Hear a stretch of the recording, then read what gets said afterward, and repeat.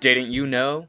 Pokémon Gold and Silver are competitive action RPG role-playing games released in 1999 on the Game Boy Color, and the direct sequels to Pokémon Red and Blue.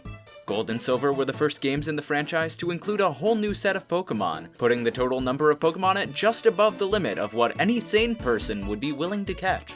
Pokémon Gold and Silver followed the story of Ethan, a red wannabe who is kicked out of his mother's house and forced to enslave and battle wild animals for a living.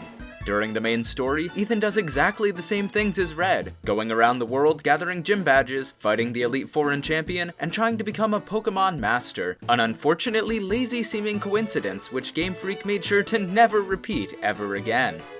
Gold and Silver were the first games in the series to feature shiny Pokémon, a rare variation for every Pokémon's color that the player has a 1 in 8,192 chance of encountering.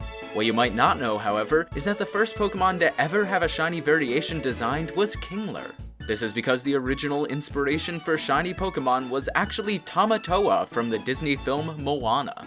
This is most noticeable through their shared physical traits and their shared ability to change colors. The naming convention was inspired by the song that Tamatoa sings, known simply as Shiny. After creating this color-swapped model of Kingler, series creator Reggie Fils-Aimé decided that the idea of having alternate forms for each Pokémon was interesting enough to warrant an entirely new mechanic, and proceeded to make 250 other shiny forms for every shiny hunter to feel depressed about. One of the unique aspects of Gold and Silver is the way that it handles the collection of gym badges.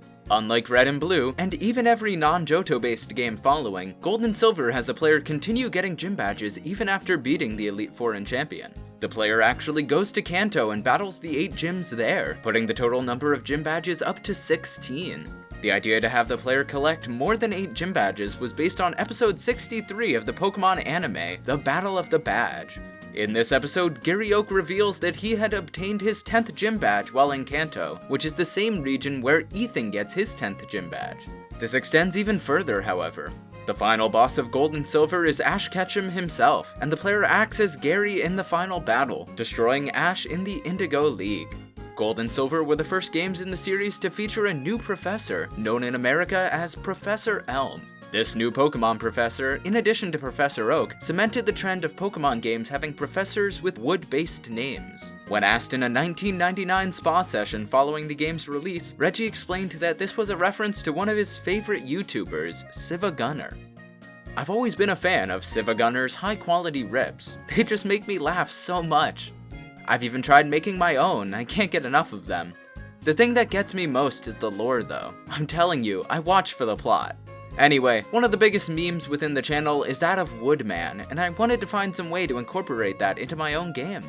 I hope Siva likes it. I think it would be incredible if he saw it. Later interviews revealed that Reggie had managed to get in contact with Siivagunner, and upon hearing about the reference in Gold and Silver, Siva reportedly thanked Reggie, saying that the reference was a real treat. Didn't you also know that the Water Wraith in Pikmin 2 was actually based on Bubble Buddy from Season 2, Episode 23B of popular Nickelodeon cartoon SpongeBob? If you want to know more trivia on Pokémon and other obscure video game series, look out for the Didn't You Know video games episode on Pikmin 2. And don't forget to look out for new episodes of Didn't You Know video games. Hey guys, welcome back to N-Slate. So, question of the day, which starter do you choose in Generation 2? I've always been a Totodile guy myself. I always go for the water starter, except for Torchic, who is my single exception. Reminder to check out my new streaming channel, link in the description below.